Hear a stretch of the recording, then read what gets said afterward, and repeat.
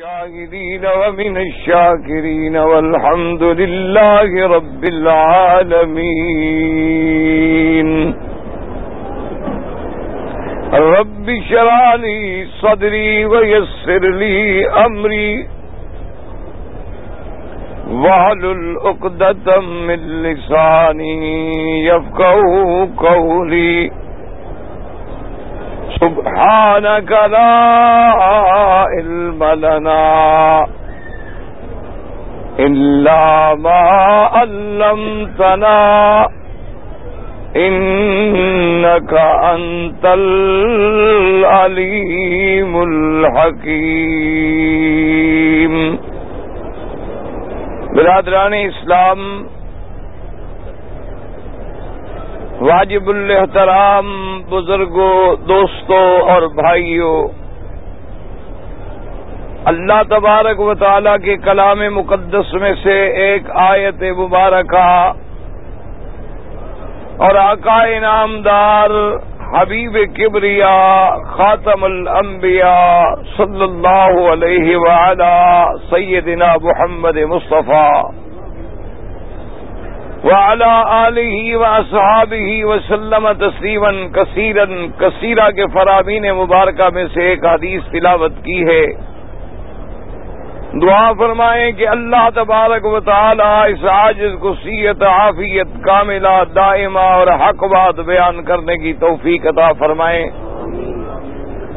اللہ تبارک و تعالی مجھے کہنے، آپ کو سننے سمجھنے اور ہم سب کو مل کر حق پر چلنے کی توفیق عطا فرمائیں.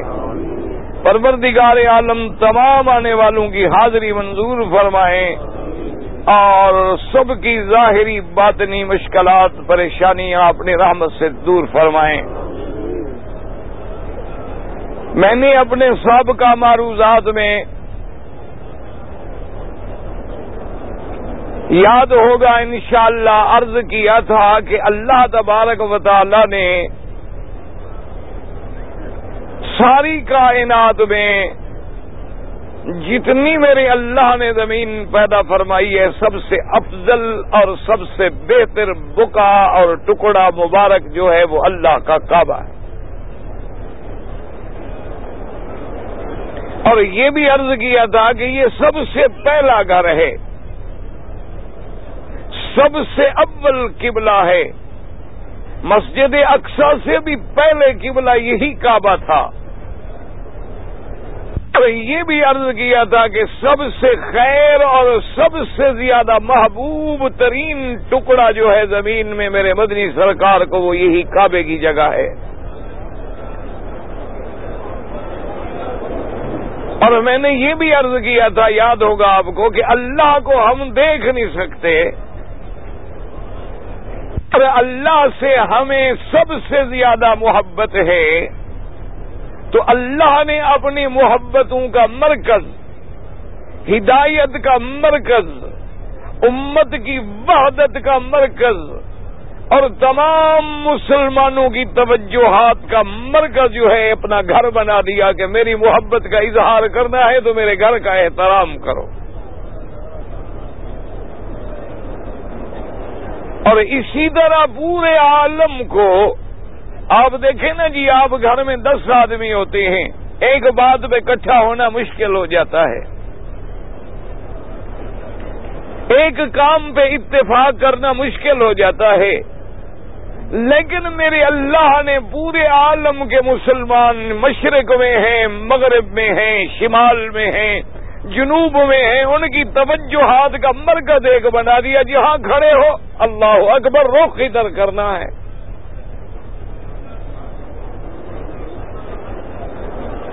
اور اسی طرح میں نے یہ بھی عرض کر دیا تھا، یاد ہوگا، میں خلاصہ عرض کر دوں تاکہ ایک ہفتے کی باتیں آپ کے ذہن میں آ جائیں، پھر بات سمجھنی آسان ہوگی،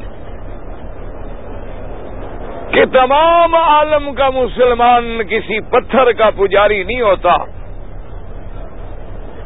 ہم خدا نہ کریں اس کعبۃ اللہ کے دیواروں کی پوجا نہیں کرتے،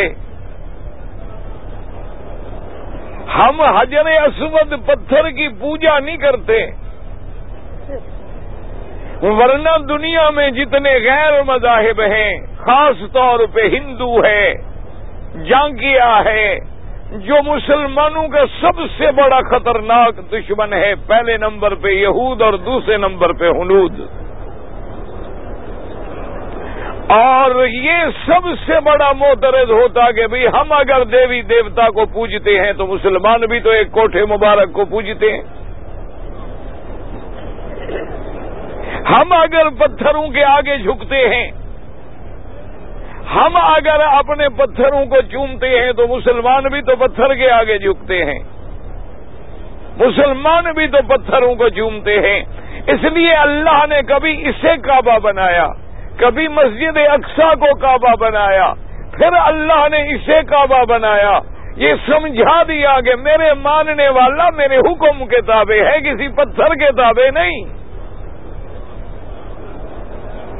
میں نے حکم دیا ہے ادھر نماز پڑھو، اللہ اکبر، میں نے حکم دیا مسجد اقصی کی طرف نماز پڑھو، اللہ اکبر، میں نے حکم دیا اچھا اب اس کو چھوڑ دو، مسجد اقصی میں کھڑے ہو کے ادھر پشت کر کے پھر ادھر نماز پڑھو، اللہ اکبر، اور کبھی اس سے پشت کرو اور مسجد اقصی کو رخ کرو، اللہ اکبر۔ مسجد قبلتین مدینے میں بنا دی کہ نماز ادھر ہو رہی ہے، نماز میں حکم ملا ہے وہی مڑ گئے کہ ہم تو حکم کے تابع ہیں۔ تو اللہ نے یہ مسئلہ بھی حل کر دیا قیامت تک کہ مسلمان نہ قبر کا پجاری ہے، مسلمان نہ پتھر کا پجاری ہے، مسلمان نہ شجر کا پجاری ہے، مسلمان تو اپنے اللہ کا پجاری ہے، اپنے اللہ کے حکم پہ چلنے والا ہے۔ وہ حکم دے دے، اس لیے قرآن نے کہہ دیا لیس البر ان تولوا وجوہکم قبل المشرق والمغرب، یہ مشرق کی طرف رخ کرنا یا مغرب کی طرف رخ کرنا تو بات کوئی نہیں، اصل بات تو اللہ پر ایمان لانا ہے۔ یہ باتیں میں نے عرض کی تھیں، خدا کرے آپ کو یاد آ گئی ہوں، آپ درود پڑھیں تو یاد آ جائیں گی، سارے درود شریف پڑھ لیں، اور جنہوں نے درود شریف پڑھا ہے وہ بیٹھ جائیں، گرمی ہے مہربانی کریں ہوا آنے دیں، جنہوں نے درود شریف پڑھا ہے نا جلدی جلدی بیٹھ جائیں، نیچے حرم شریف پاک ہے، بالکل فکر نہ کریں، بالکل۔ ساتھ میں نے یہ عرض کیا تھا، یاد ہوگا کہ اللہ نے کیا فرمایا کہ میرے اس گھر میں نشانیاں ہیں، میرے گھر میں کیا ہے؟ فیہ آیات بینات مقام ابراہیم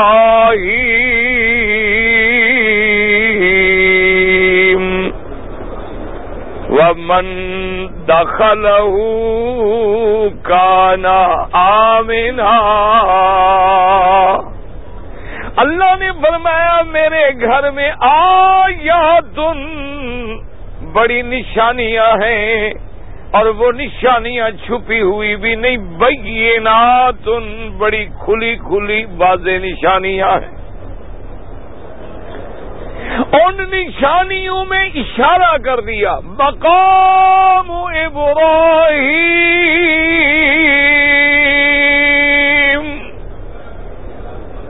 کہ ایک نشانیوں میں تو بڑی نشانی مقام ابراہیم ہے، وہ پتھر ہے جس پہ خلیل نے کھڑے ہو کے میرا کعبہ بنایا، اور اس کے بعد دوسری نشانی کیا فرمائی؟ وَمَن دَخَلَهُ کَانَ آمِنًا، اور جو شخص اس حرم میں داخل ہو گیا وہ امن میں آ گیا۔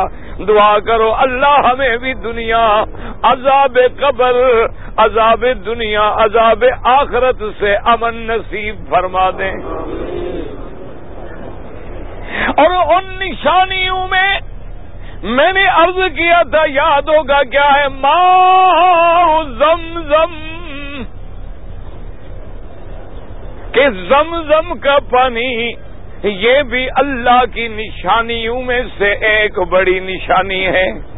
آپ دیکھیں ہندوستانی بھائی میرے بیٹھے ہیں، بنگلہ دیش کے بھائی بیٹھے ہیں، پاکستان کے بھائی بیٹھے ہیں، عرب کے وہ جو علاقوں والے بیٹھے ہیں، دریاؤں کے کناروں پہ ہمارے شہر ہیں، دریا بہتی ہے، کہیں سندھ ہے، کہیں راوی ہے، کہیں جمنا ہے، کہیں گنگا ہے، کہیں کوئی دریا ہے، کہیں کوئی دریا ہے، لیکن ذرا کوئی میلہ بھی لگ جائے تو کنویں کے پانی گدلے ہو جاتے ہیں، بگل جاتے ہیں۔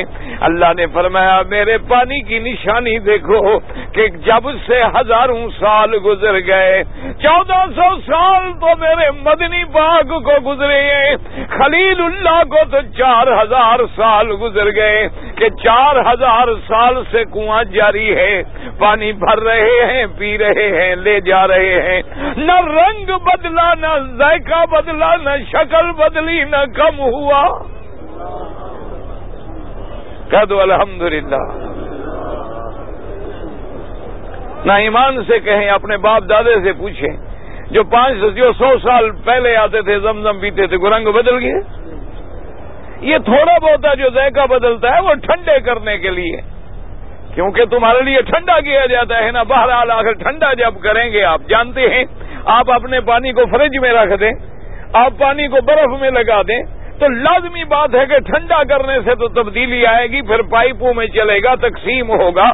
اور لیکن اس کی شان یہ ہے کہ جن لوگوں نے کنویں میں داخل ہو کے دیکھا ہے، اللہ کی شان دیکھیں، وہ کہتے ہیں کہ پانی کی سطح جو ہے، جو اللہ نے اپنے نظام سے مقرر کر دی ہے، جتنا کھینچتے چلے جاؤ ہماری مشینیں جواب دے جاتی ہے، پانی نہیں کم ہوتا۔ اور سمجھو کہ دنیا میں ایک حدیث مبارک ہے کہ ساری دنیا میں علی وجہ الارض، ساری دنیا کی زمین میں اگر افضل پانی ہے تو ماء زمزم ہے۔ اور اسی طرح یاد رکھیں، بعض روایات میں ہے کہ 4 نہریں جنت سے تعلق رکھتی ہیں،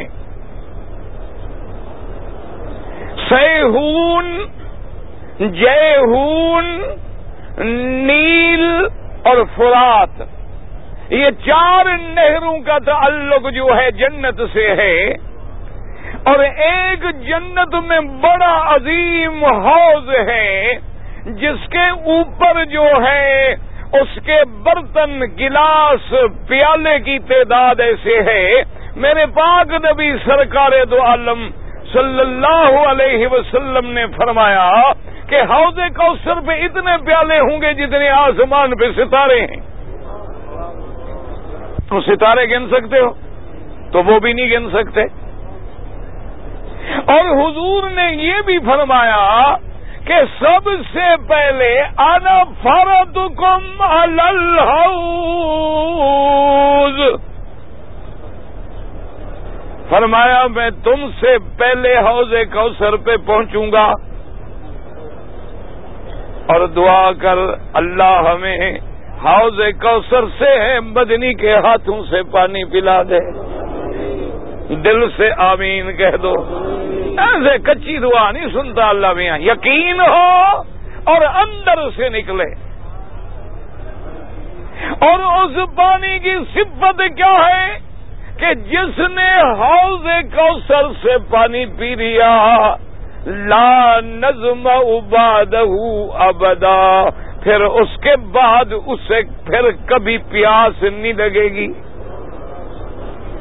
اس لیے ایک دعا ہے کہ اللہم اسقنا، کہ اللہ ہمیں پانی پلا اس حوض مبارک سے جس حوض پہ میرا مدنی کھڑے ہوں گے، سرکار دو عالم ہوں گے، اصحاب رسول ہوں گے، اور میرا مدنی ایمان والوں کو بھر بھر کے پیالے دیں گے۔ اور صحابہ نے پوچھا کہ یا رسول اللہ، ہمیں تو آپ پہچانتے ہیں اور ہم بھی آپ کو پہچانتے ہیں، لیکن جو امت بعد میں پیدا ہوئی ہے، جو قیامت تک پیدا ہوئی ہے، جن کو آپ نے کبھی دیکھا نہیں، ان کو آپ کیسے پہچانیں گے اور پانی دیں گے؟ آپ نے فرمایا اگر 200 گھوڑا کھڑا ہو، ان میں ایک گھوڑا ابلق ہو جس کے چاروں پاؤں اور ماتھا سفید ہوتا ہے تو مالک پہچان لے گا کہ نہیں؟ انہوں نے کہا حضور وہ تو بالکل پہچان لے گا۔ فرمایا میری امت کے نماز پڑھنے والوں کے اعضاء روشن ہوں گے، محمد بھی پہچان لیں گے صلی اللہ علیہ وسلم۔ اللہ نماز پڑھیں گے تو روشن ہوں گے نا؟ کہتے ہیں انشاءاللہ یہ نماز بھی اللہ نے چاہا، ارادہ کم ہے، انہیں اللہ نے چاہا اور زبردستی پڑھوا دی۔ اللہ اکبر۔ اور اس حوض کی صفت دیکھیں صلی اللہ علیہ وسلم۔ لیکن ایک بات یاد رکھ لو حاجیوں، اللہ کے کعبے میں بیٹھے ہو، ہماری ذمہ داری ہے شرعاً کہ ہم سچی بات تمہیں پہنچا دیں، آگے ماننا نہ ماننا تیری مرضی ہے۔ رحمت دو جہاں ہر گناہگار پہ رحم فرمائیں گے، لیکن حوض کوثر پہ بدعت کرنے والوں کو حوض کوثر نہیں ملے گا۔ دعا کر اللہ ہر مسلمان کو بدعتوں سے بچائے، دل سے دعا کر لو۔ اور مسلمانوں جھگڑا کوئی نہیں، ہم تو تیرے لیے روتے ہیں۔ حضور نے فرمایا کہ کچھ لوگ دوڑ دوڑ کے حوض کی طرف آئیں گے، لیکن صحابہ ان کو دھکے دے دے کے ہٹا رہے ہوں گے، اور میں کہوں گا آنے دو آنے دو، میری امت کے ہیں، میری امت سے ہیں، میرے دوست ہیں۔ تو کیا عرض کریں گے؟ انک لا تدری ما احدثوا بعدک یا رسول اللہ صلی اللہ علیہ وسلم۔ فرشتے کہیں گے مدنی پاک آپ کو پتہ نہیں کہ ان لوگوں نے آپ کے بعد دین میں کیسی کیسی بدعتیں نکالی۔ حضور فرماتے ہیں جب میں سنوں گا کہ یہ بدعتی ہیں تو حکم دوں گا سحقا لہم سحقا لہم، ہلاکت ہو ان کے لیے، میں دین مکمل چھوڑ آیا تھا، کون سی کمی تھی کہ ان کو دین میں نئے نئے مسئلے بنانے پڑے؟ نہ ایمان سے کہیں حضور دین مکمل چھوڑ گئے کہ نہ کس چھوڑ گئے؟ بھائی کعبے میں سچی بات تو کرو نا۔ میں نے کئی دفعہ عرض کیا نا، مجھے مولوی پیر کچھ نہ سمجھو، اپنا بھائی سمجھو، خادم سمجھو، اللہ کے کعبے میں بیٹھے ہو، خدا حاضر ناظر دیکھ رہے ہیں، سچی بات مجھے بتائیں، میرے پاک نبی نے دین مکمل چھوڑا کہ نہ کس؟ حضور کی زندگی میں اللہ نے قرآن میں فیصلہ کر دیا کہ دین مکمل ہو گیا، نعمت پوری ہو گئی۔ تو اگر دین مکمل ہو گیا تو پھر یہ اذان سے پہلے کیا ٹکڑا ہے، اذان کے بعد کیا ٹکڑا ہے، پھر یہ 40واں کیا ہے، یہ 7 جمعراتیں کیا ہے، یہ کل شریف کیا ہے، یہ عرس شریف کیا ہے، یہ حجرے کیا ہے، یہ مجرے کیا ہے، یہ قوالیاں کیا ہیں، یہ کون سا دین ہے؟ سچی بات کرو کعبے میں، ورنہ قیامت والے دن تمہارے گریبان ہوں گے، میرا ہاتھ ہوگا۔ یا کہہ دو یہ دین نہیں ہے اور ہم بھٹکے ہوئے ہیں، اللہ ہدایت دے۔ اور اگر یہ دین ہے تو حضور دین مکمل ہو گیا، نہیں سمجھ آ گئے کہ مردہ مر جائے تو تیسرے دن کل کرنا، بات چھپا گئے نعوذ باللہ نبی پاک۔ حضور یہ نہیں سمجھا گئے کہ 7 جمعراتیں بڑی ضروری ہیں، 11ویں شریف کا دودھ بڑا ضروری ہے، 27ویں کی رات ضروری ہے، باقی ساری زندگی نماز ہی نہ پڑھو۔ یاد رکھو اللہ کے دربار میں جاؤ گے کوئی مولوی پیر کام نہیں آئے گا، وہاں ایک چیز کام آئے گی، عقیدہ ایمان پہ ہو، عمل محمد مدنی کی سنت پہ ہو۔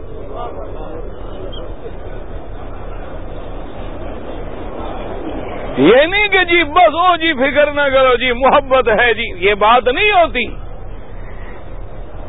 پھر کبھی دھوکہ دیتے ہیں، اور دیکھو جی مولوی جو رومال پہنتے ہیں یہ بھی تو بدعت ہے، گھڑی باندھتے ہیں یہ بھی تو بدعت، یہ دین ہے؟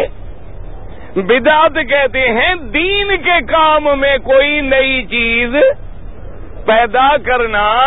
یہ نہیں کہ آج ایک نیا کھانا نکل آئے، پیزا نکل آئے، کھانے کے لیے کھانا بھی بدعت ہو جائے۔ یا آج BBC کی بوتل آ جائے تو وہ پینا بدعت ہو جائے. یہ تو دنیا کے معاملات ہیں.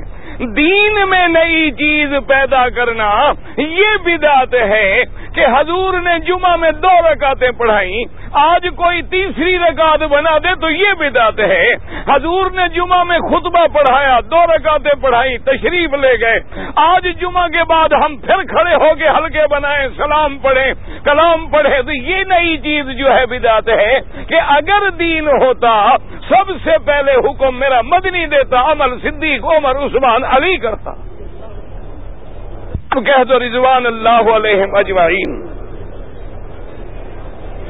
اور دل سے دعا کر لو اللہ ہر کلمے پڑھنے والے کو حوض کوثر نصیب کرے. کسی سے دشمنی نہیں, سب کے لیے دعائیں مانگو, سب کی ہدایت کے لیے دعائیں مانگو. اور ایک میرا مشورہ یاد کر لینا, مولوی مکی جیسے کروڑوں مولوی پیدا ہوں کچھ نہیں ہو سکتا. آپ مکے میں آ گئے, مدینے میں آ گئے, جہاں موقع ملے رات کو اکیلے 2 رکعت نماز پڑھ کے اللہ کے آگے گڑ گڑا کے رو کے دعا کر لینا کہ میرا مولا میں گناہگار ہوں, لیکن تو نے مجھے مکہ مدینہ دکھا دیا ہے, اب مہربانی کر میرا سینہ کھول دے, جو دین مدنی پاک مکے مدینے میں لے کے آیا مجھے وہی عقیدہ نصیب کر دے. بس یہ دل سے دعا تم کر دینا, دیکھنا پھر سینہ کھلتا ہے کہ نہیں کھلتا. پھر چھوٹی سی بات بھی سمجھ آ جائے گی, ورنہ تقریریں ہوتی رہیں گی. آپ کہیں گے جی کیا کریں جی, وہ مولوی یہ کہتا ہے اور وہ مولوی یہ کہتا ہے اور یہ مولوی جناب یہ کہتا ہے, جی ہم کیا کریں. تم کیٹی کا کپڑا بھی ڈھونڈ لیتے ہو, راڈو کی گھڑی بھی ڈھونڈ لیتے ہو, محمد مدنی کا دین تمہیں سمجھ نہیں آتا. ہاں جی بڑے کملے لوگ ہو تم,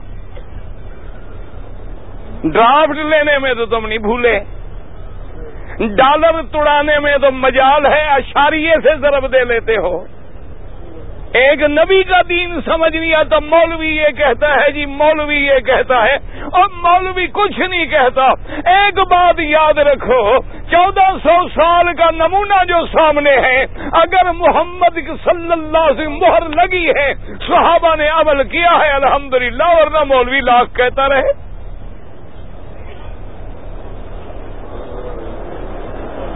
اب سمجھو مسئلہ کہ حوض کوثر پانی ہے جنت کا. کہاں کا پانی ہے؟ اچھا وہاں کتنی نہریں ہوں گی؟ او ماشاءاللہ انہار, جنت میں کئی نہریں ہوں گی. اللہ نے فرمایا ایسی نہریں مما ان غیر آسن, ایسے پانی کی نہریں جنت میں ہوں گی جو کبھی نہ بدلیں. تیرے پانی بدل جائیں لیکن جنت کی نہریں نہیں بدلیں گی. فرمایا دودھ کی نہریں, پانی کی نہریں, شراب طیب کی نہریں ہوں گی, اور حوض کوثر ہوگا. سب سے پہلے سرکار دو عالم حوض کوثر پہ ہوں گے. لیکن اب مسئلہ سمجھو, علماء نے لکھا ہے کہ جنت کی وہ نہریں ہوں یا حوض کوثر ہو, ان سب سے بھی زمزم کا پانی افضل ہے.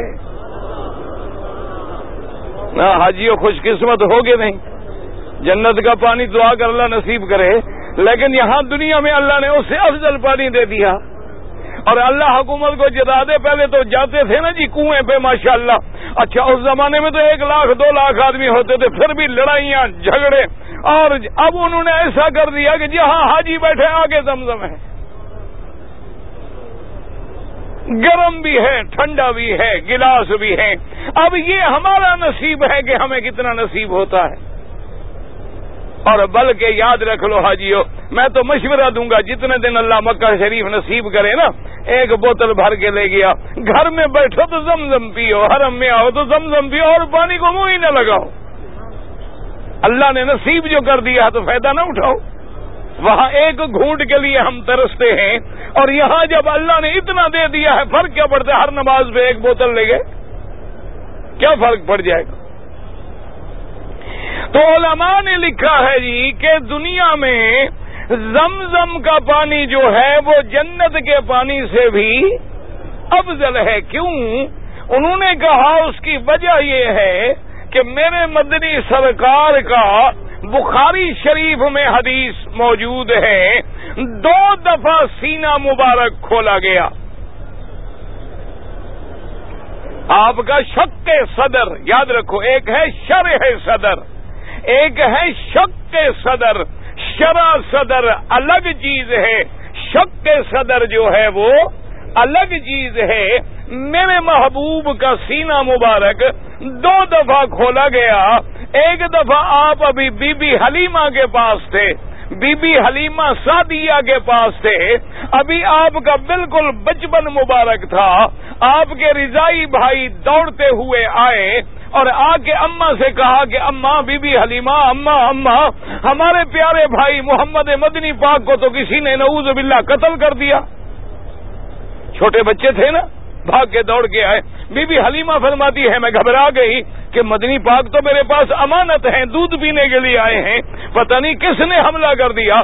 میں دوڑ کے بھاگی، خامند کو بلایا، بستی والوں کو بلایا، بھاگتی اس جگہ گئی، بچوں کو ساتھ لیا جہاں بکریاں چرانے کے لیے حضور گئے تھے. کہتی ہے جب میں وہاں پہنچی تو ایک چھوٹا سا درخت تھا، اس درخت کی ایک ٹہنی پکڑ کے حضور کھڑے ہیں اور آپ کا چہرہ پہلے سے زیادہ کھلا ہوا ہے صلی اللہ علیہ وسلم. دعا کر لو اللہ خواب میں ہی نصیب کر دے. اب زندگی میں تو نہیں ہو سکتا، دعا کریں اللہ راضی ہو جائے تو شاید خواب میں زیارت ہو جائے. فرماتی ہیں بی بی حلیمہ کہ میں جب گئی قریب، میں نے پوچھا کہ محمد مدنی خیر تو ہے، کیا بات ہے؟ فرمایا اماں خیر ہے، مجھے پتہ کوئی نہیں.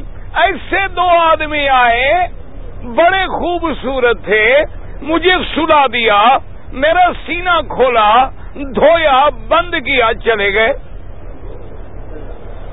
اس حدیث میں بھی کیا ہے کہ جب میرے مدنی کا پانی دل مبارک دھویا گیا تو بے ماء زمزم کے پانی سے. اور دوسری دفعہ جب معراج پہ جانے سے قبل اللہ نے اپنے مدنی پاک کو عالم بالا، عالم علوی کی سیر کے لیے جب تیار کرنا تھا تو پھر دل دھویا گیا. جبریل ہر چیز جنت سے لے آئے لیکن پانی زمزم سے بھرا. اس لیے محدثین فرماتے ہیں کہ اگر حوض کوثر کا پانی افضل ہوتا، جنت کا پانی افضل ہوتا تو جبریل تھک تو نہ جاتے، پانی بھی وہیں سے لے آتے. تو معلوم ہوا کہ افضل پانی کیا ہے؟ زمزم. اچھا ایک بات یہ، لیکن ایک اور مسئلہ سمجھ لیں. اللہ دعا کر اللہ علماء پہ، فقہاء پہ، محدثین پہ کروڑوں رحمتیں کر. کسی کو برا نہ کہنا، یاد رکھنا. اپنے عیبوں پہ نظر ڈالو، اپنے گناہوں پہ نظر ڈالو. ہاں دین کی بات سمجھاؤ، دین میں رعایت نہیں ہوتی، یاد رکھ لو مسئلہ. دین میں کوئی رعایت نہیں ہوتی، دین میں تو کھل کے بات کرنی ہوتی ہے نا. لیکن کسی کو برا نہ کہیں، کسی پہ تنقید نہ کریں، کسی ائمہ دین کے بارے میں دل میں بغض نہ رکھیں. اللہ نے سب کی دین کی خدمتیں قبول فرمائی ہیں. اس لیے آج کونے کونے میں جہاں کوئی نام لیتا ہے تو کہا جاتا ہے رحمت اللہ علیہ. دیکھو انہوں نے کتنی پیاری بات کی. انہوں نے کہا ساری دنیا میں سمجھو مسئلہ، ایک پانی دنیا کا ہے، ایک پانی جنت کا ہے.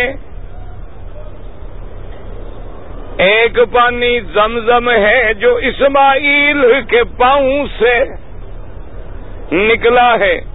لیکن علماء فرماتی ہیں پہلے مسئلہ سمجھو، پہلا نمبر اس پانی کو ہے جو میرے مدنی کی انگلیوں سے نکلا ہے. پہلا نمبر کس کو ملے گا؟ جو حضور کی بخاری شریف کی حدیث ہے، مقام زہرا ہے، انس بن مالک راوی ہیں، فرماتی ہیں کہ پانی نہیں تھا، حضور نے ایک بڑا برتن منگوایا، اس میں تھوڑا سا پانی تھا، آپ نے اپنے ہاتھ مبارک اس پانی میں رکھ دیے۔ صحابی کہتے ہیں خدا کی قسم ہے میں نے دیکھا کہ حضور کی انگلیوں سے پانی جاری ہے۔ کہہ دو صلی اللہ علیہ وسلم۔ سب نے پانی پی لیا۔ صحابی سے پوچھا گیا کہ کم کانو، کتنے آدمی تھے جنہوں نے پانی پی لیا؟ کہتا کانو ثلاثمئہ، 300 بندہ تھا جس نے پانی پیا۔ اور وہ پانی کہاں سے نکلا؟ حضور کی انگلیوں مبارک سے۔ یہ معجزہ ہے میرے مدنی پاک کا۔ اللہ اکبر۔ موسیٰ علیہ السلام لاٹھی مارے تو پتھر سے پانی نکلے، اسماعیل پاؤں ہلائے تو پتھر سے پانی نکلے۔ اللہ نے صحابہ کی شان کتنی بلند کی کہ یہ نہیں کہا بلکہ مدنی پاک کی انگلیوں سے چشمے جاری کر دیے۔ سب کہہ دو صلی اللہ علیہ وسلم۔ اور کبھی میرے پاک نبی نے سرکار دو عالم نے اپنا لعاب مبارک ڈالا، اس لیے یہ جو بڑا عمرہ کہتے ہیں،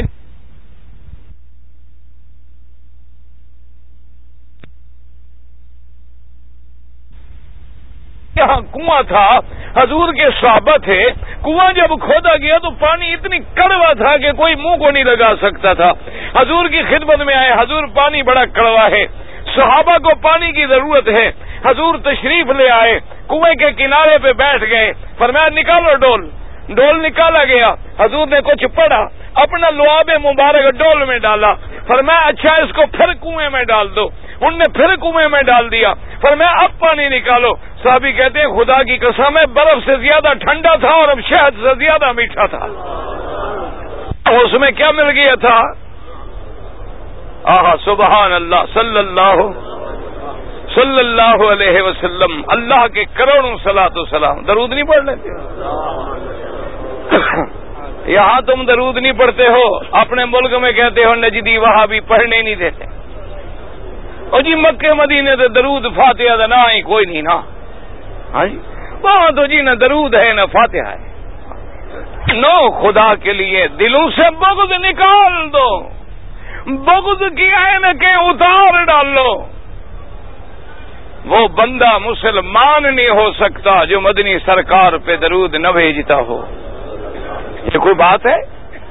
فرق اتنا ہے، سمجھو جو رمضان میں حاجی یہاں تھے، جن کو رمضان یہاں نصیب ہوا ہے، رمضان میں تراویح پڑھی ہے، وتر پڑھے ہیں، دعائیں سنی ہیں، ایمان سے کہیں ہر دعا کو امام درود پہ ختم کرتے تھے کہ نہیں؟ ہاں جی بھائی رمضان میں جو تھے سنی کہ نہیں سنی؟ درود پہ ختم ہوتی تھی دعا۔ تو یہ درود کے کیسے منکر ہیں؟ اچھا یہ مدینے کے منکر ہوتے تو تمہیں ایسی سڑک بنا دیتے کہ 4 گھنٹے میں پہنچ جاؤ۔ وہ پہلے تو آدمی 8 دن میں بھی نہیں پہنچتا تھا مدینے شریف، 40 دن۔ جب میرے والد صاحب رحمت اللہ علیہ تو فرماتے ہیں 2 مہینے ہم بیٹھے رہتے تھے راستے میں، جو سیلاب اترتے تھے نا بارشوں کے، کہ وہ سیلاب ختم ہوں، ندی نالے بند ہوں تو گزریں، 2 مہینے بیٹھے رہتے تھے، کھانا نہیں ملتا، بدبو مار دیتے، پتھر مار مار کے حاجی کو مار دیتے ہیں۔ اب انہوں نے ایسی سڑک بنا دی کہ 4 گھنٹے میں مدینے پہنچ جاؤ، اور مدینے کا حرم ایسے بنا دیا جیسے جنت تو کسی نے نہیں دیکھی، ہمارے لیے تو وہ جنت ہے۔ جنہوں نے مدینہ شریف دیکھا ہے بیٹھے ہو، ایمان سے کہو ایسا خوبصورت حرم کہیں دیکھا ہے تم نے؟ اچھا ان کے دل میں عشق نہیں ہے، ہیں وہابی، ہیں نجدی، نبی کو نہیں مانتے، حرم بنا رہے ہیں، سڑکیں بنا رہے ہیں، اور دلوں سے بغض نکال دو۔ دعا کرو اللہ سب کو ایک بنا دے۔ اب کتنا ہے کہ یہ لوگ جو ہیں ان کا عقیدہ سمجھو، یہ کہتے ہیں نماز بھی وہ پڑھو جو محمد نے پڑھائی، اور درود بھی وہ پڑھو جو میرے مدنی نے سکھلایا ہے۔ یہ کہتے ہیں ہم دوسرے لوگوں کے درود نہیں پڑھتے، ہم تو وہ پڑھیں گے جو مدنی سرکار نے پڑھایا۔ بس اتنی فرق ہے، جھگڑا کوئی نہیں۔ لڑائی کوئی نہیں، اللہ لڑائیوں سے بچائے، اللہ سر پھٹول سے بچائے، اللہ بغض و اناد سے بچائے۔ اب سمجھے جناب کہ پانی میں لعاب ڈالا، ایک دفعہ حضور کا بڑا قافلہ ہے، پانی نہیں، حضور سرکار دو عالم نے سیدنا علی کہہ دو رضی اللہ عنہ، سیدنا علی رضی اللہ تعالی عنہ کو حکم دیا، آپ نے فرمایا کہ علی حاضر یا رسول اللہ، فرمایا تم جاؤ کچھ آدمی بھی لے لو، جا کے پانی تلاش کرو، اگر پانی ملے تو پانی لے آؤ، اگر کوئی بندہ ملے، عورت ملے، مرد ملے، جس کے پاس پانی ہو اس کو پکڑ کے لے آؤ۔ سیاہ ستہ کی حدیث ہے، کسی الف لیلا کی کتاب کی بات نہیں۔ حضرت علی فرماتے ہیں کہ ہم آئے، ڈھونڈتے ڈھونڈتے ڈھونڈتے دیکھا کہ ایک عورت ہے، اونٹنی پہ دونوں جانب بڑے بڑے مشکیزے پانی کے لدے ہوئے ہیں، وہ خود اوپر بیٹھی ہے اور اونٹنی چلا کے جا رہی ہے۔ ہم نے اشارہ کیا، وہ رک گئی۔ ہم نے کہا بی بی یہاں سے پانی کتنی دور ہے؟ اس نے کہا 1 دن اور 1 رات کے فاصلے پر ہے پانی، یعنی 24 گھنٹے کی مسافت پہ پانی ہے۔ ہم نے کہا اچھا بی بی، چونکہ پانی بڑا دور ہے اور ہمارا قافلہ قریب اترا ہوا ہے اور ہمارے مدنی سرکار کا حکم ہے، تم مہربانی کرو ہمارے ساتھ چلو۔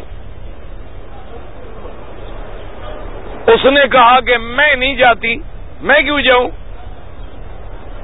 حضرت علی فرماتے ہیں میں نے کہا اماں بات سنو، ہمیں جس سرکار کا حکم ہے نا، ہماری جان بھی چلی جائے ہم حکم کی تعمیل تو کریں گے، تم اگر آرام سے نہ جاؤ، ہم نے لے تو جانا ہے، کیوں خود تکلیف کرتی ہو، ہمیں بھی پریشان کرتی ہو، بوڑھی عورت ہو۔ کہنے لگی اچھا وہ محمد مدنی جو سنا ہے صابی ہے، جس نے باپ دادے کا دین چھوڑ دیا، مکے میں نیا دین نکالا، اسی کے بعد لے جاتے ہو؟ حضرت علی نے کہا، میں نے کہا ماں تم بوڑھی ہو، ہماری ماں کے برابر ہو، بس زیادہ باتیں نہ کرو، حضور کے شان میں چپ کر کے چلی چلو۔ لے آئے۔ اب اس نے دیکھا کہ تو 1500 کا لشکر جرار تھا صحاب رسول کا، عورت تھی، ڈر گئی کہ پتہ نہیں مجھے کیا سزا دیں گے۔ حضور نے فرمایا بی بی کو بٹھا دو۔ آپ نے فرمایا کہ اس کے مشکیزیں کھول کے ذرا پانی نکالو۔ مشکیزیں کھول کے پانی نکالا گیا، حضور نے پڑھا، اپنا لعاب ڈالا، فرمایا یہ پانی پھر مشکیزوں میں ڈال دو، پھر پانی مشکیزے میں ڈالا، فرمایا اس کے منہ کو اچھی طرح کس کے باندھ دو، باندھ دیا۔ آپ نے فرمایا اعلان کر دو ہر صحابی کو جو جو برتن ہے لے آؤ اور دوسری طرف سے ٹوٹی کھول کے پانی بھرو۔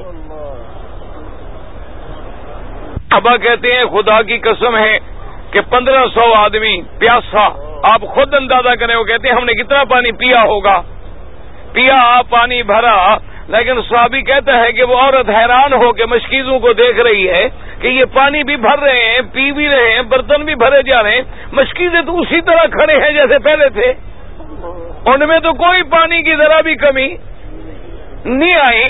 وہ چپ کر کے دیکھ۔ اس کے بعد حضور نے فرمایا اچھا ایسا کرو، ہر آدمی کے پاس جو کچھ ہے، روٹی ہے، کپڑا ہے، کچھ ہے، تھوڑا بہت اکٹھا کر کے لے آؤ۔ سب اکٹھا کر کے لے آئے۔ حضور نے ایک پوٹلی بنائی، فرمایا اماں یہ اپنے بچوں کو میری طرف سے ہدیہ دے دینا، اور دیکھ لو پانی تو ہمیں اللہ نے دیا ہے، صرف تیرے پانی کو تو سبب بنایا ہے، اصل میں پانی تو میرے مالک نے مجھے دیا ہے، تیرا پانی کوئی کم نہیں ہوا الحمدللہ، اور یہ بھی بچوں کی طرف لے جانا۔ تو حضور نے لعاب ڈالا تو کنویں میٹھے ہو گئے، حضور نے لعاب ڈالا تو پانی کے مشکیزیں بھر گئے، 1500 صحابہ نے پی لیا، پانی ختم نہ ہوا۔ اس لیے علماء فرماتے ہیں کہ مسئلہ سمجھو، ایک پانی تو وہ ہے جو مدنی سرکار کے انگلیوں سے نکلا، کہتے ہیں وہ تو ہر پانی سے افضل ہے، وہ ہر پانی سے افضل ہے۔ اس کے بعد لیکن وہ پانی ہمیں مل نہیں سکتا، وہ تو ان خوش نصیبوں کو ملا جو اس وقت موجود تھے، لیکن جو پانی ملنے والا ہے اس میں فرماتی ہیں کہ سب سے افضل پانی علی وجہ الارض جو ہے وہ ماء زمزم ہے. اور علماء نے فرمایا کہ ماء زمزم جو ہے یہ پانی، انہوں نے کہا جنت کا پانی پیو تو پیاس نہیں لگتی. علماء نے لکھا یہ زمزم کے پانی جو ہے اس کی بھی صفت سنو کہ حضرت عبداللہ ابن المبارک، حضرت سفیان ابن عیینہ، بڑے بڑے محدثین، امیر المومنین فی الحدیث مکے میں آئے، زمزم کا پانی پیا اور زمزم کا پانی پی کے یہ حدیث مبارک پڑھی کہ ماء زمزم لما شرب له. نے کہا اللہ تیرے نبی کا فرمان ہے کہ زمزم کا پانی جس غرض کے لیے پیو وہ غرض پوری ہو جاتی ہے. ہم اس لیے پی رہے ہیں کہ قیامت والے دن کی پیاس سے بچا لینا، کہ جب قیامت کا دن ہوگا سورج سر پہ کھڑا ہوگا اور دنیا آتش آتش پکار رہی ہوگی. اللہ ہم اس لیے پی رہے ہیں کہ ہمیں اس دن پیاس نہ لگے. اور یہ بھی یاد رکھو کہ زمزم کا پانی صرف بیماریوں کے لیے نہیں بلکہ میرے نبی کا فرمان یاد رکھو، ماء زمزم لما شرب له، جس غرض کے لیے پیو زمزم کا پانی ہے. دکھ ہے پی کے دعا کر، قرضہ ہے پی کے دعا کر، تکلیفیں ہیں پی کے دعا کر، زمزم پی کے جو مانگو گے اللہ وہی نعمت عطا فرما دیتے ہیں. اور یاد رکھو زمزم ایسا پانی ہے، علماء نے لکھا ہماری معلومات میں بھی آیا کئی پچھلے حج میں، یہ لمبی چوڑی بات بھی نہیں، پچھلے حج کی بات ہے، ایک دوست نے کسی نام سن کے مجھے خط لکھا کہ جی مجھے چھٹی نہیں مل رہی، آپ مہربانی کر کے ایک چٹھی مکے سے بھیج دیں، اس بہانے شاید مجھے چھٹی مل جائے. اور میں کینسر کا مریض ہوں، میں مرنے والا ہوں، بچنے کی کوئی امید نہیں میری تمنا ہے کہ مکے مدینے موت آ جائے. میں نے چٹھی بھیج دی، وہ آ گیا.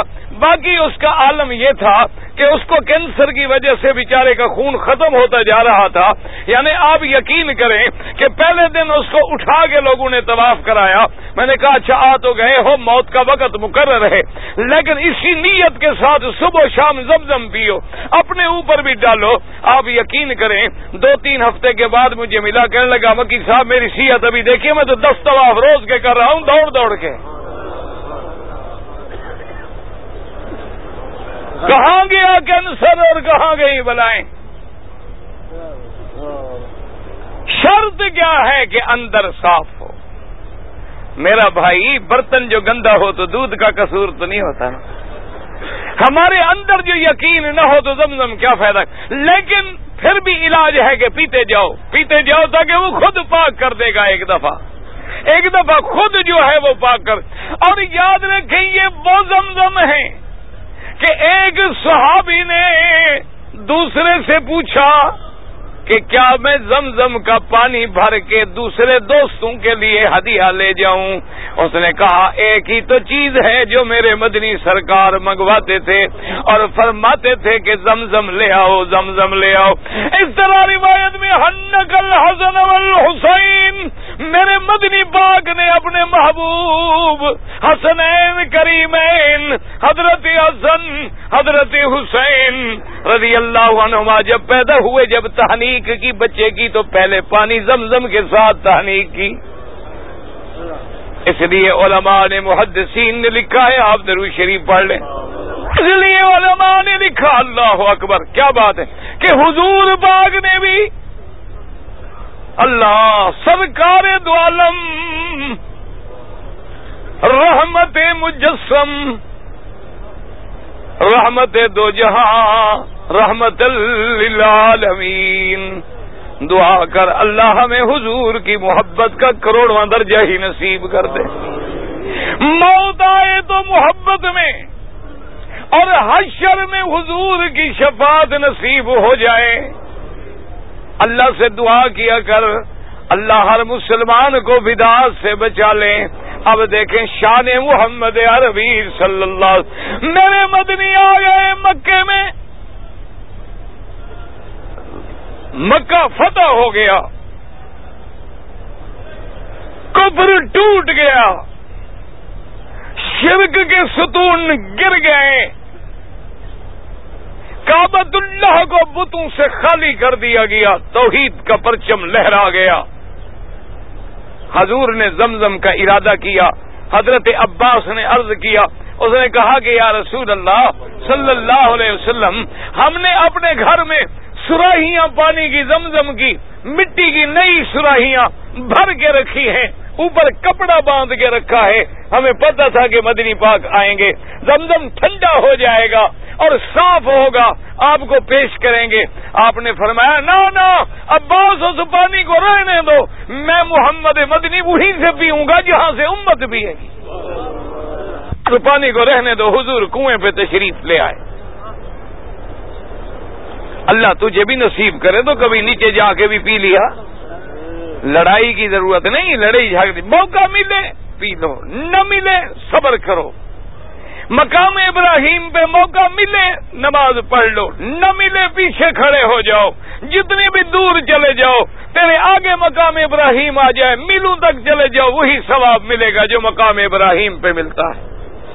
کوئی لڑائی کی ضرورت نہیں، اپنی بھی نمازیں برباد نہ کرو، لوگوں کی بھی نمازیں برباد نہ کرو، فرض پڑھو، سنتیں ستونوں کے پاس جا کے پیچھے سکون کے ساتھ پڑھو، 2 رکعت پڑھو، ادب سے پڑھو، یہ نہیں کہ کوئی گردن پہ گزر رہا ہے، عورت آگے گزر رہی ہے، کوئی چھلانگ لگا رہا ہے، طواف میں وہ پکڑ کے ہٹا رہے ہیں، عورتیں جناب زبردستی چلی آ رہی ہیں، یہ عبادت نہیں ہے میرے بھائی۔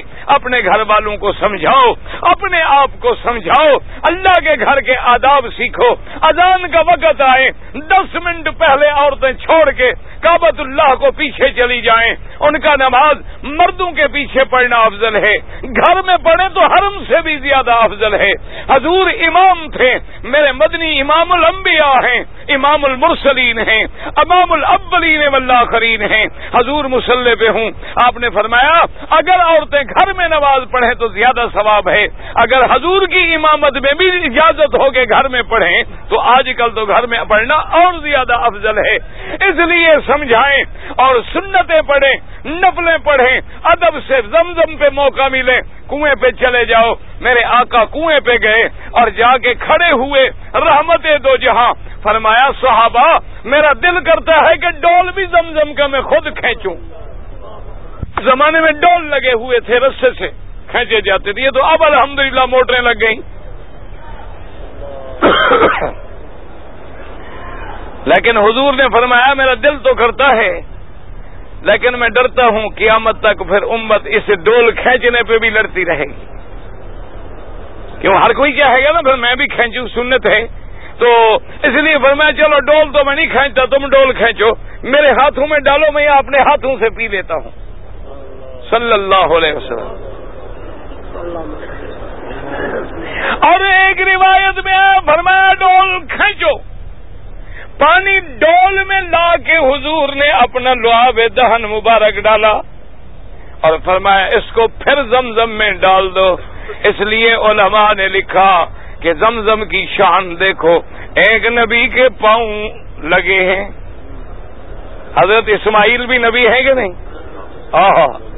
میرا مولا تو نے اس کے ذمے شاید تڑپنا ہی لکھا تھا، کبھی پیاس میں تڑپا، کبھی چھری کے نیچے تڑپا۔ اسماعیل ہے نا، کہہ دو ذبیح اللہ۔ ہائے حاجیوں، حضور نے فرمایا انا ابن الذبیحین، میں 2 ذبیحوں کا بیٹا ہوں، میں 2 ذبیحوں کا بیٹا ہوں۔ صحابہ نے پوچھا حضور ہمیں سمجھ نہیں آئی، اسماعیل تو آپ کے ابا ہیں، وہ تو ذبیح اللہ ہیں۔ فرمایا زمزم گم ہو گیا تھا، میرے دادے نے منت مانی تھی کہ زمزم مل جائے تو میں بیٹا ذبح کروں گا۔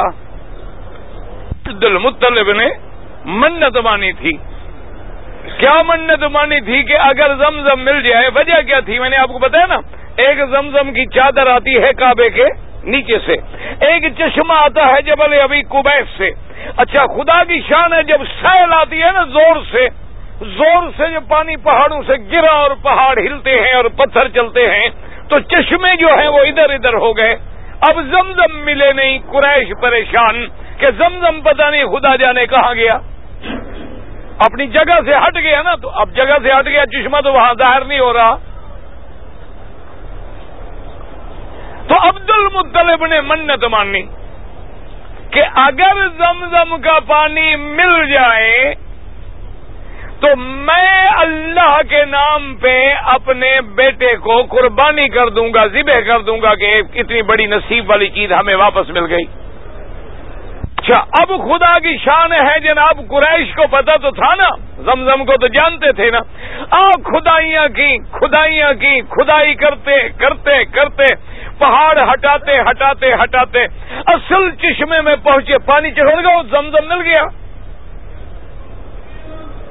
پھر اس کو اسی چشمے میں لائے.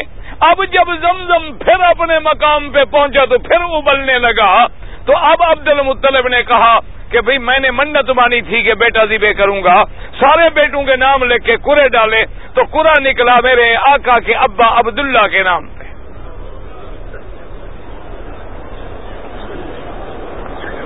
عبد المطلب قریشی سردار تھا, اس نے کہا جی ٹھیک ہے, جس کے نام قرہ نکلا ہے میں تو ذبح کروں گا.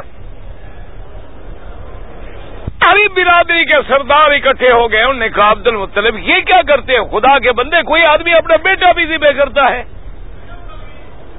اس نے کہا میں نے منت مانی. انہوں نے کہا عقل کرو, منت کیا مانی ہے, منت مانی بیٹا ذبح کر دو.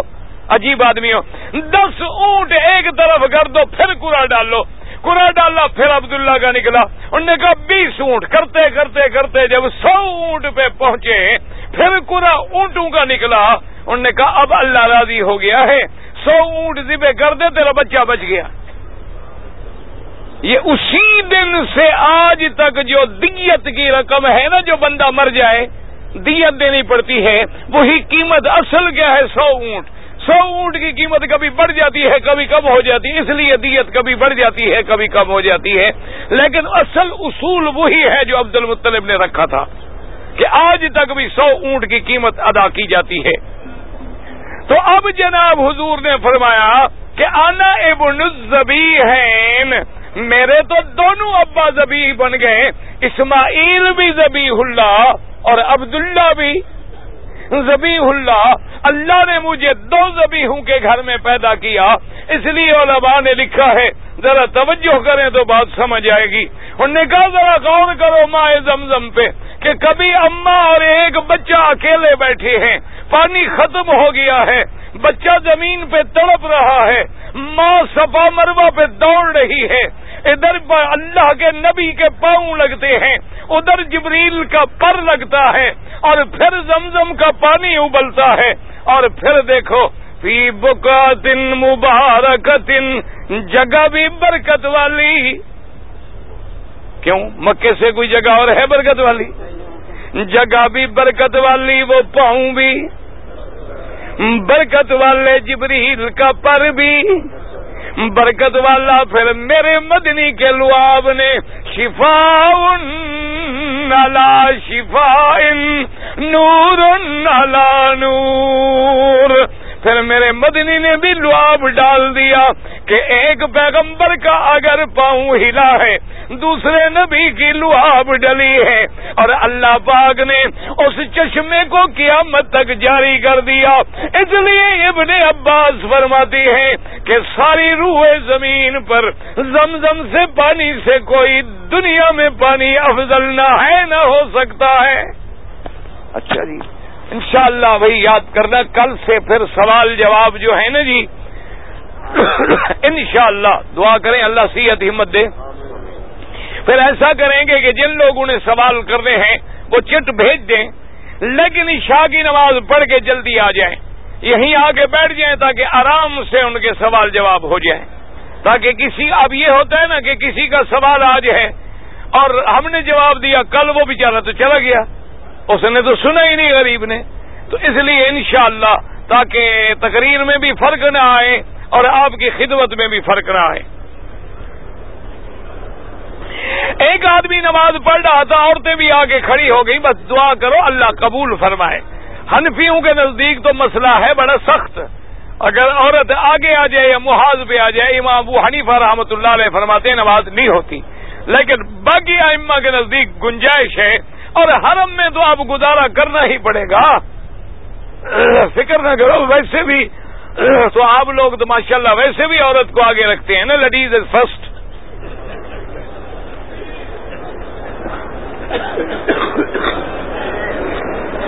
لیکن ایک بات ہے، یہاں تو کہتے ہیں جی مجیب صنف نازک، آئیے جناب آگے، ہاں جی ٹھیک ہے۔ جب کنکریاں مارنی ہوں تو وہ کہتی ہے نہیں اب یہاں شوہر آگے، مرے تو مرے، میں کیوں مروں؟ وہ کہتی ہے جان چھوٹے مجھے تو اور شوہر مل جائے گا نا۔ وہاں بھی ان کو بتلانا کہنا نہیں جی جناب آپ آگے، مہربانی فرمائیں ذرا آپ خود آگے چلیں، پتہ لگے گا حج کتنا سستا ہے۔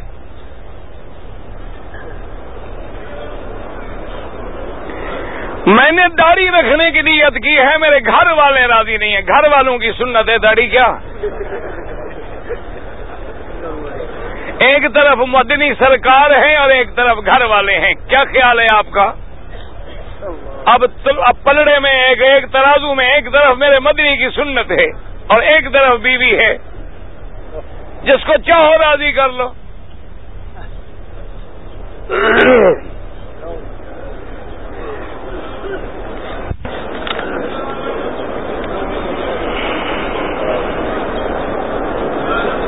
اگر کوئی شخص حج کے مہینوں میں میقات کے باہر گیا، پھر آتے وقت میقات سے احرام باندھا، تو اب بغیر عمرہ کیا مانا؟ اب عمرہ پورا کرے پھر احرام کھولے؟ جب میقات سے احرام باندھ لیا ہے عمرہ کرے۔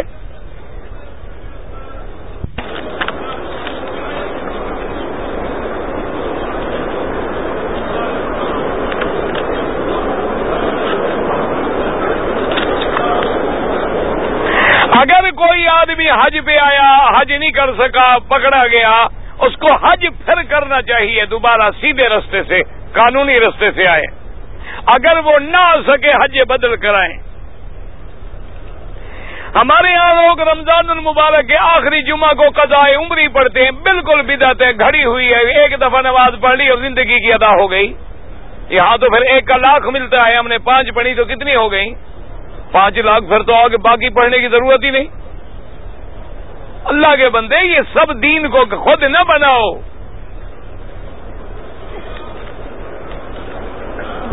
پاکستان سے آیا، جہاز دبئی گیا، مصر گیا، پھر آیا، میقات سے احرام جدے سے باندھا، دم پڑ گئی، آپ دبئی سے باندھ لیتے یا مصر سے باندھ لیتے۔ جو لوگ مکے میں رہتے ہیں ان کا حج مفرد ہے، کوئی عمرہ کرنا ضروری نہیں۔ میں نے طواف کر لیا، صفا مروہ دوڑا، تو میں نے دیکھا کہ جو میرے پاس دانے تھے وہ 6 تھے۔ اب مجھے پتا نہیں کہ میں نے طواف کے بھی شاید 6 چکر لگائے ہوں، کوئی بات نہیں، طواف ہو گیا، وہم نہ کریں۔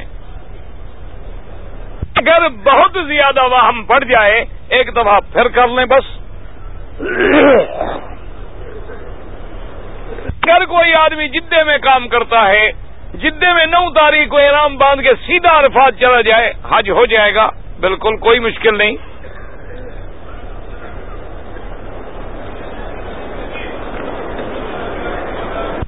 اگر کوئی آدمی بغیر وضو کے درود شریف پڑھے جائز ہے، قرآن شریف پڑھے یاد ہے تو جائز ہے، اگر کھول کے پڑھے تو پھر باوضو پڑھے۔ حتیم میں جو جگہ ہے 7 ہاتھ کا فاصلہ، یہ کعبے کا اندر ہے، سارا نہیں۔ حضور کو معراج مسجد الحرام سے ہوا۔ حضرت بلال جب تک اذان نہیں دیتے تھے سورج نہیں نکلتا تھا، یہ بالکل جھوٹ ہے۔ اب جو حضرت بلال نہیں تو کیوں نکل رہا ہے؟ یہ لوگوں نے گھڑے ہیں، اسی سے تو ہم کہتے ہیں خدا کے لیے بدعت سے بچو۔ یہ جو گھڑنتو ہوتے ہیں نا، ہوتے بڑے لذیذ ہیں۔ ہر جھوٹی بات آدمی کو مزہ بڑھا دیتی ہے۔ دیکھا نہیں آدمی کو اپنی بیوی کے ساتھ اتنا لطف نہیں آتا نا جو حرام میں ملتا ہے، اسی لیے جھوٹی۔ حضرت بلال کا سورج سے کیا تعلق ہے؟ عقل کریں۔ بہرحال رفع یدین کرنے والے نہ کرنے والے اولا افضل کے جھگڑے ہیں، کوئی جھگڑا نہیں، سب کی نمازیں ٹھیک ہیں۔ اللہ سب کی نمازیں قبول فرمائے. ان لڑائیوں میں نہ پڑو جو لوگ لڑاتے ہیں علماء کو اسلام کے حق میں خیر خواہی نہیں کر رہے. آپ ان پہ زور لگائیں جو نماز نہیں پڑھتے. ایک آدمی کپڑا رکھ کے جگہ روک لیں، نہیں روکنی چاہیے، جو آ جائے اس کا حق ہے. مدینہ شریف میں جو 40 نمازیں پڑھنی ہیں عورت گھر میں پڑھے تو افضل ہے، لیکن مسجد میں جائے. ویسے الحمدللہ مدینہ شریف میں اب عورتوں کے دروازے بھی الگ ہیں، رستے بھی الگ ہیں، بیٹھنے کی جگہ بھی الگ ہے. کوئی غم نہیں، کوئی فکر نہیں.